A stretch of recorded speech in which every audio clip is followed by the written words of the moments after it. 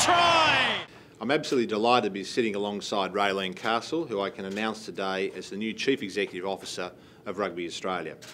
For many sports fans, Raelene needs no introduction, having been the CEO of the Canterbury Bulldogs for the past 4 years. I wanted to firstly give you some background on the events that led us here for today's announcement. As you're aware, outgoing CEO Bill Pulver announced his resignation in August this year. Bill gave the board his commitment at the time to remain in the role until the new CEO was appointed, and we are very grateful for Bill for continuing to steer the organisation over the past few months while we conducted the recruitment process. At the beginning of the process, we appointed renowned international recruiter Hodges Bernston to assist us with our search for the next CEO. During the final stages of the process, we also enlisted the support of our member union chairman to help inform our final decision. After receiving interest in the role from well over 200 candidates, we are delighted to have secured the standout applicant. Raelene is an extremely impressive executive who covered every base as far as what the board was looking for in a Chief Executive Officer to lead our game into an important new chapter. She offers an incredible wealth of experience in sports administration and business, with an outstanding track record in commercial, marketing and communications roles prior to her first role in sport over a decade ago with Netball New Zealand. Through her roles as CEO of the Bulldogs and Netball New Zealand, Raelene has led sporting organisations at both the national and club level, giving her an in-depth understanding of what it takes to run a national sporting body. She also understands the unique challenges for clubs and the importance of building strong relationships and a unity of purpose within a sporting code. Raelene impressed the board with her vision for rugby and her clear understanding of what needs to be done to strengthen and unite the code at all levels. In talking to Raelene and those who have worked with her over her very successful sports administration career, it is clear she fosters environments of collaboration and high performance, always leading by example.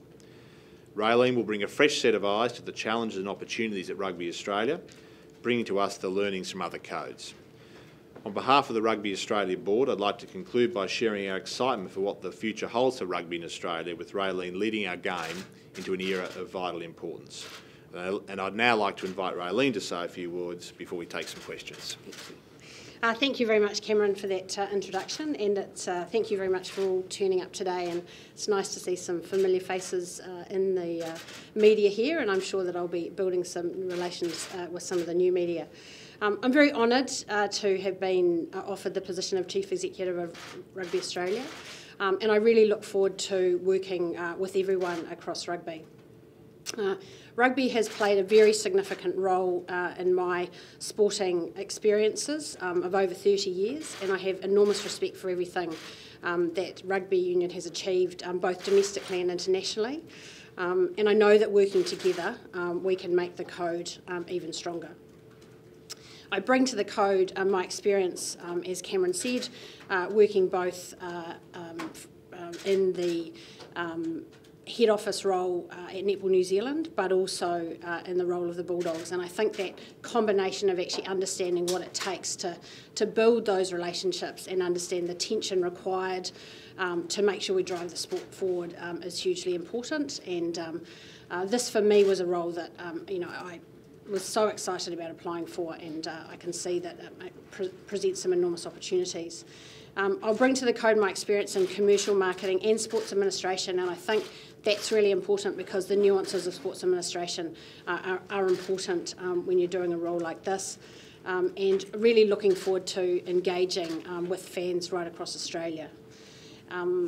Rugby is a sport for everybody, and there are numerous opportunities for both male and female athletes, whether you're at a social level, a competitive level or an international level, and that's a huge opportunity that rugby brings. I'm really looking forward to getting out and meeting the players, coaches and volunteers that really are the building blocks of the sport, because they are the people that build the fabric of the sport.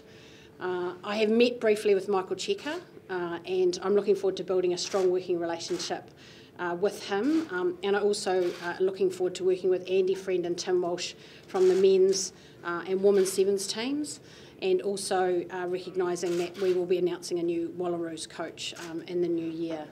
I'm very excited about the opportunities rugby presents, and I'm really looking forward to starting with Rugby Australia in January, and the work starts today. Thank you very much. Thank you, guys. We'll now take questions for both. Raelene, how does being the Bulldogs CEO play this role? It's really helped me understand the Australian sporting landscape, and I think it's a unique landscape. And so, having had 4 years here, the cultural challenges, opportunities, where the media fit into those. Into that landscape, and also the opportunity. Having always watched everything across rugby, no matter where it was happening here. Having an understanding of that has been really helpful, and so that experience both with the Bulldogs in this landscape, and also working with a coach like Des Hasler, who's a strong personality, that will also help me. When I have to forge a very strong relationship with Michael. What's your first priority coming into this job? The first priority is to take a breath. It's been a very big year. It's been a challenging year, and this is about some stability moving forward.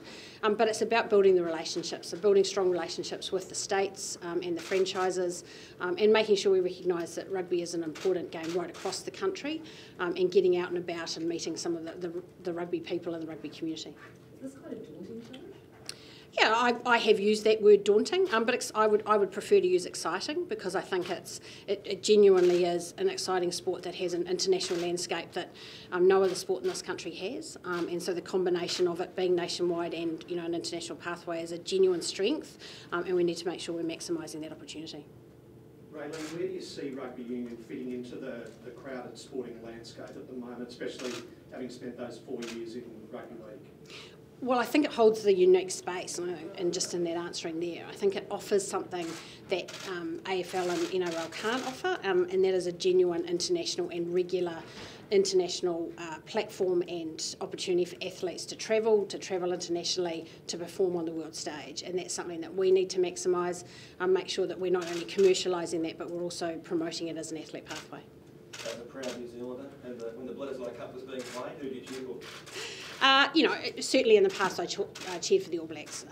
But one of the things I've learned is going into a new organisation, when you get tasked with delivering outcomes and building relationships with people, those relationships and that success becomes very important. So what you want is those people to succeed. So I will be wearing my yellow scarf proudly, there's no doubt about that. Cameron, Phil Kearns was rumoured to be another leading candidate. What tipped the decision in Raylene's favour? Oh, look, I think it was really the sporting administration background. I think one of the great challenges in a crowded sporting market is to generate more commercial opportunities and more money. At the heart of what we want to do is obviously grow the game right from the community level through to the high performance level. That takes money. And, I think what we saw in Raelene was, clearly that sports administration background. She came through a very daunting interview process, as I said. We went through many, many rounds of interviews, including bringing some of the state chairmen in, who are critical partners in this process. And I think they were also impressed that, she was bringing commercial ideas to the table. And I think, having... I think also Raylene's bringing a fresh set of eyes, but not new to this market. I think having worked in this market, intensely for the last 4 years, but really in the netball role, which Trans-Tasman was a feature of it, she's coming with that fresh set of eyes, but also hitting the ground with a lot of relationships with many of the same people that we interface with every day. So it really, as I said, at the end of the day, was a very clear choice for us that Raelene was absolutely the right candidate. Given some of the state tensions that have played rugby in the past, is it important to have someone who maybe isn't part of that rugby bubble coming in? Oh, look, I think, there's always, you can always look at it from both sides, that, coming in with rugby knowledge. As I said, one of the unique advantages is that many of the people we deal with, from a broadcaster, a government partnership and levels, those relationships already exist.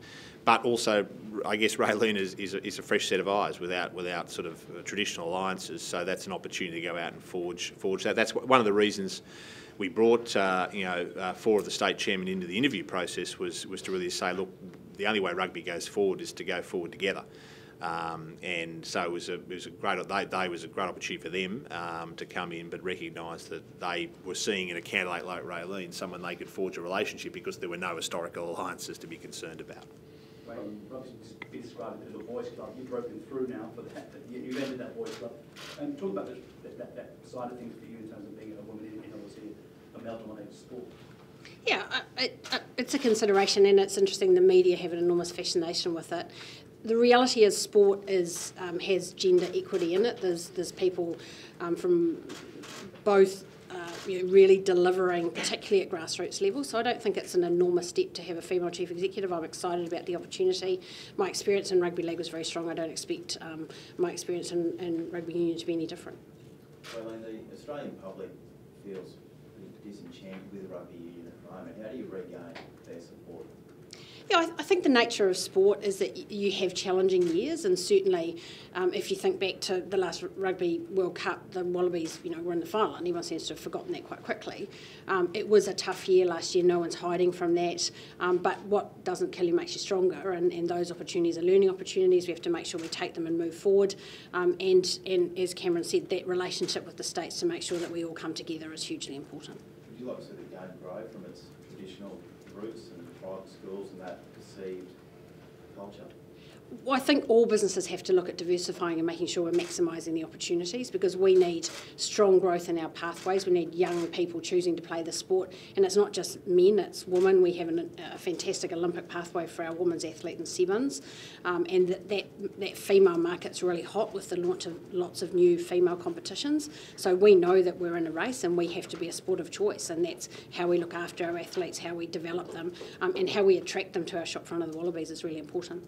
Raelene, do you anticipate major changes to the way the game's governed in Australia, or not that already? I think that there's been some significant governance changes and really good governance processes put in place, certainly at Rugby Australia level, and the brand change and all of those things are really positive things. So for me, it'll be looking to come in and make sure I take my time to have a look at where things are at, and we'll certainly make those decisions over time.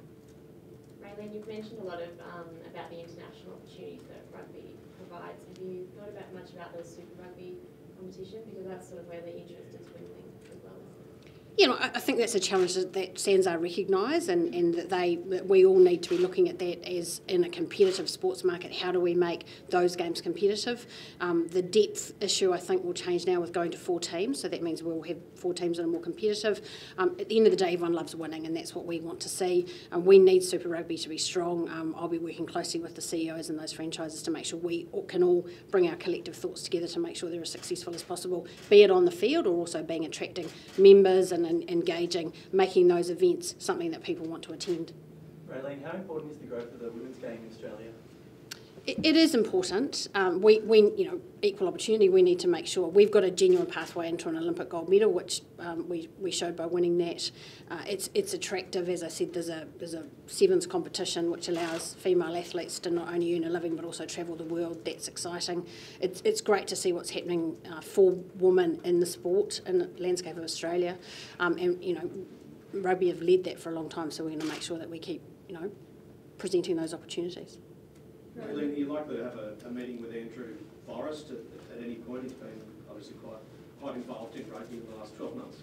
Certainly I will. I'm sure that's something that Cameron and I will go and do, once I actually start in January. Raelene, given the New Zealand background, have you in the past had much of an opportunity to get a closer look at the New Zealand rugby setup, and is there anything there that you would like to emulate in this role? When I was CEO of Netball New Zealand, netball, cricket and rugby work really closely together, sharing ideas, sharing high performance, and all of those are learnings that I've developed not only through that time at Netball New Zealand but also into the Bulldogs. So I'll be looking to bring all of those learnings into this environment and making sure that I share those, with the right people. What sort of learnings?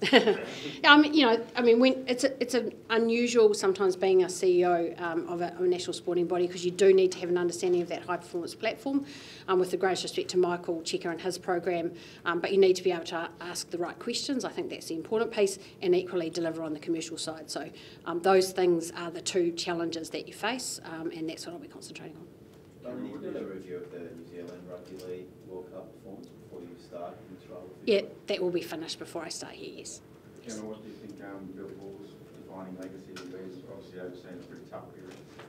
Yeah, look, I think, Bill, there's many positives I think that Bill leaves in the game, and as we said, it was a challenging year, but one of the one of the reasons we went through governance reform was to have an independent governance structure that can make tough decisions. But if you look back on it, I mean, we said, you know, we were in a World Cup final just 2 years ago. You know, our world ranking has generally stuck, you know, somewhere between, you know, 2, 3 and 4 over the period of Bill's tenure.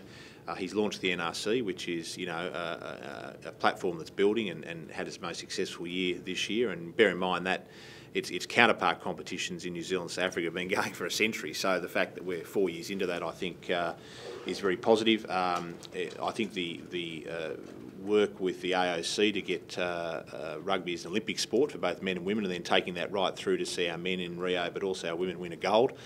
You know, so when you strip a lot of that back, yeah, I mean, there's obviously been a focus on recent times, but yeah, he's really delivered. And of course, when you look at the reality over the last 15 years, and we're acutely aware we haven't seen a Bledisloe Cup from that time, but if you look at Bill's 5 years, our win-loss ratio has been comparable with most of the last 15 years. So, I mean, I think he leaves a very positive legacy, but also now provides a platform for Raylene to build on going into the future. Raylene, how involved do you want to get with the Wallabies? What did you say, Ron? Well, I mean, we had sort of 45 minutes together, so it was just a very polite introduction at this stage. You know, at the end of the day, the head coach is the head coach that runs the program, but, you know, I think the importance is the chief executive has to be able to know what the right questions are to answer and to ask rather. And I think that my experience in high performance, not just in the last 10 years, but certainly over, you know, a long period of time, is a good thing because it helps you be able to ask those right questions. The Wallabies being sworn enemies of the All Blacks. What are you New Zealand family and friends think of this decision? I think my family might be slightly split. Some of them will happily wear the Wallaby scarf. I think some of them might take a little bit more convincing.